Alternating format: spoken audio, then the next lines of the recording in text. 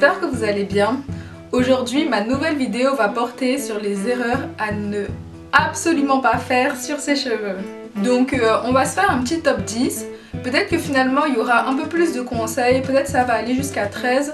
Donc on va voir comment tout ça avance. J'espère que cette vidéo ne va pas trop faire écho à la vidéo du top 10 pour avoir les cheveux longs. Mais en même temps, c'est sûr qu'on peut retrouver quelques similitudes. Donc on m'avait demandé de faire cette vidéo sur les erreurs à éviter. La voilà, j'espère qu'elle va vous plaire.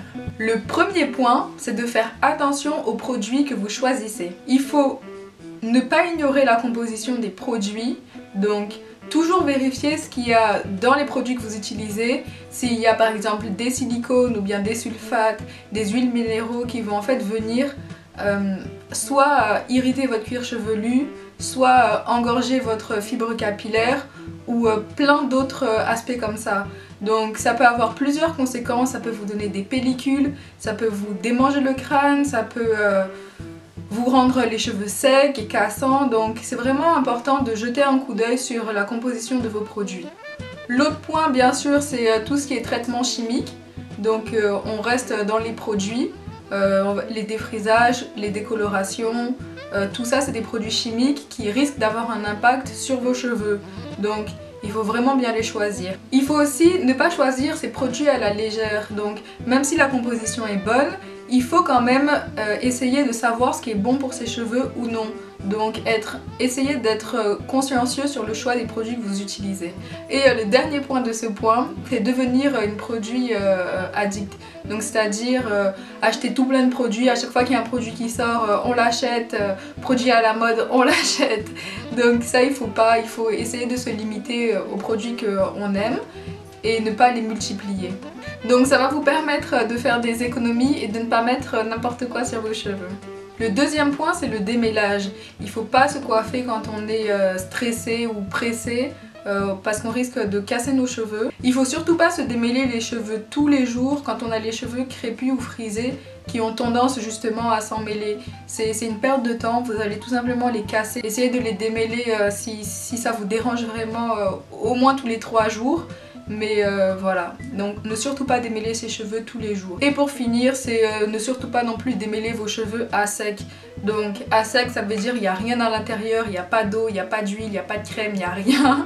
Vous arrivez avec votre peigne puis vous essayez de démêler ça, genre vous risquez de les casser. Le troisième point de cette vidéo, ça va être la chaleur. Donc faites attention aux objets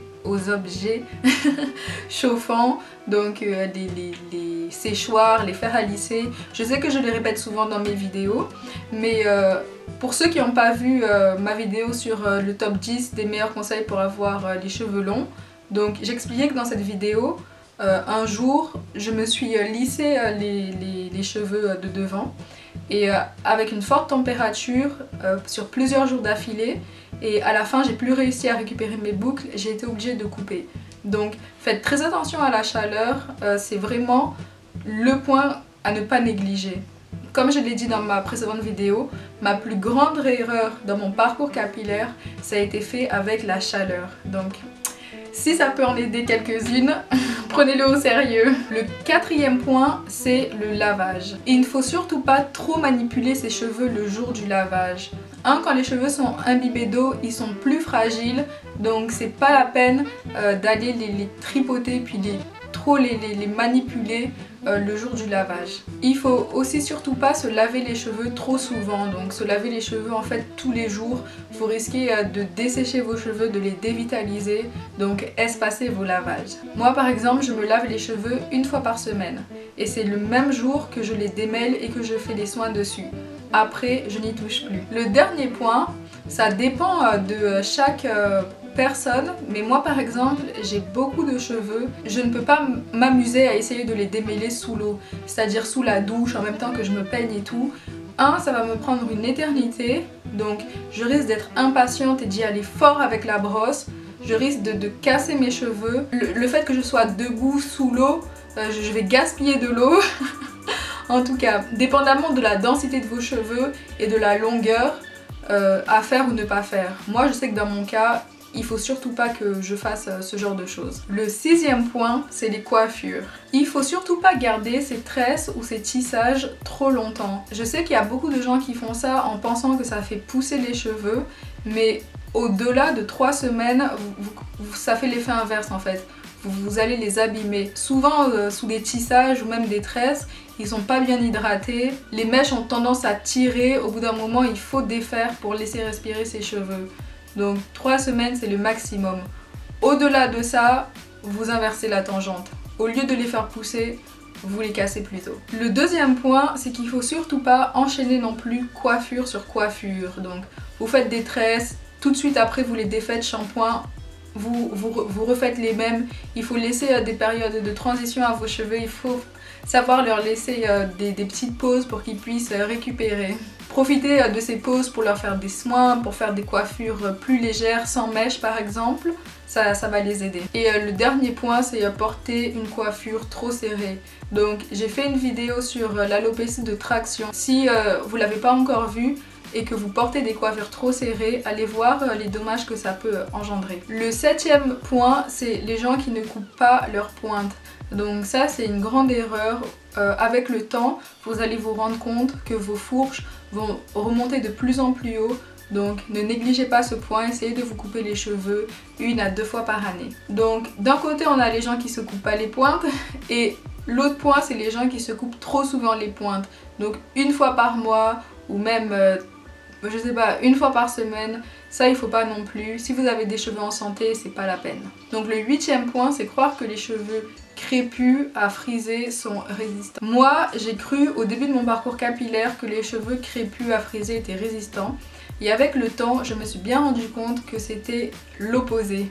Donc très sensible à la chaleur, très sensible à l'hydratation, à l'environnement, au temps qu'il fait dehors. Demande beaucoup d'hydratation, beaucoup de soins, être manipulé avec douceur. Donc en fait c'est l'opposé de cheveux résistants. Donc faites attention à ça, gardez ça en tête quand vous les manipulez ou quand vous décidez de faire des traitements dessus. Genre même si mes cheveux sont sains, genre je sais que je pourrais les fragiliser facilement si je m'amuse à les décolorer ou à me faire des brushings tout le temps. Je sais qu'ils vont pas tenir la cadence.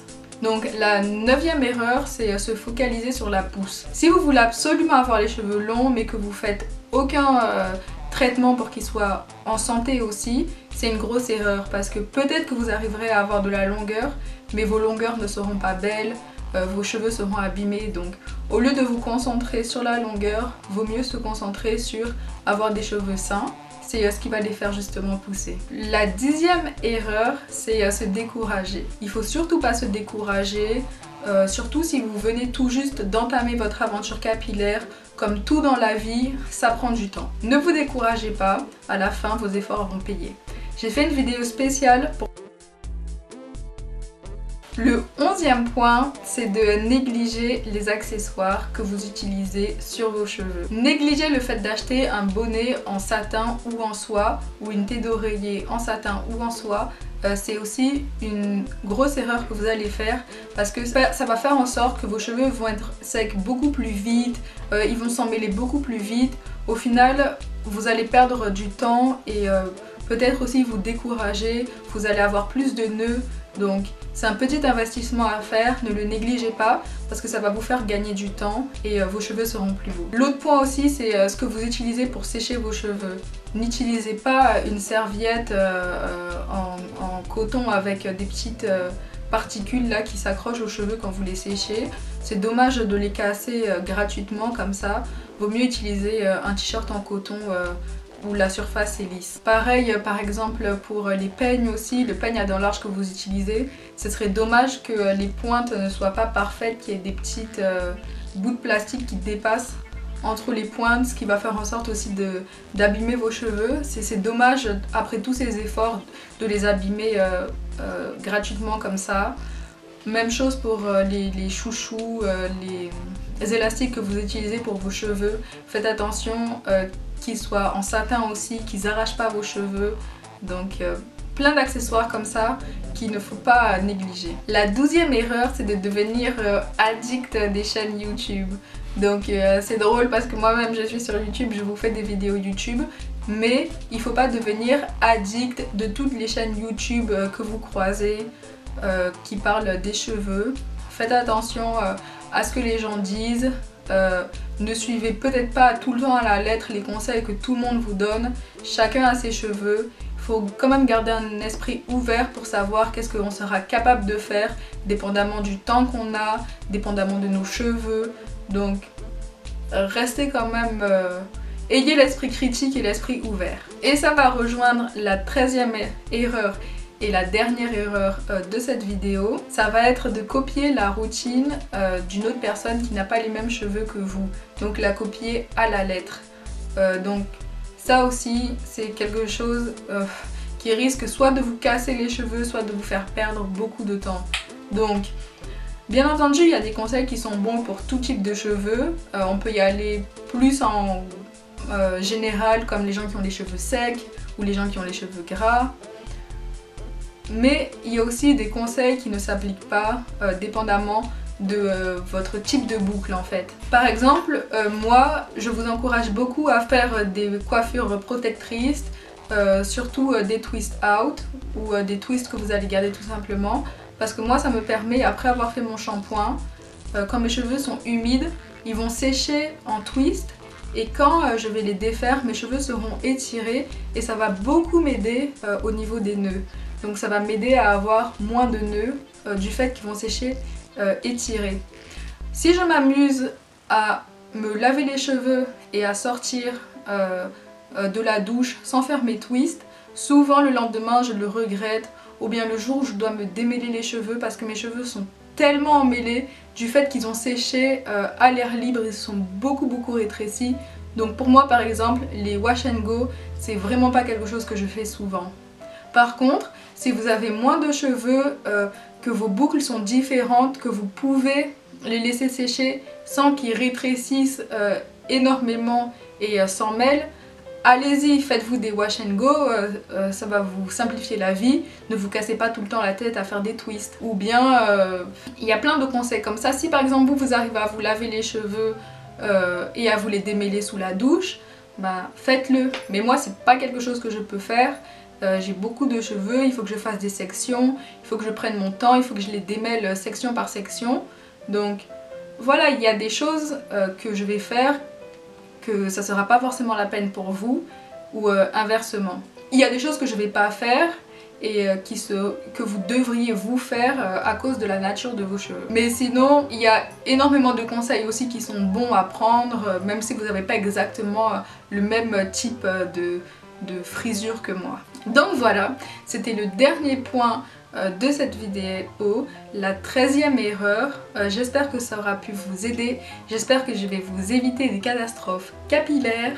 Je vous fais plein de gros bisous.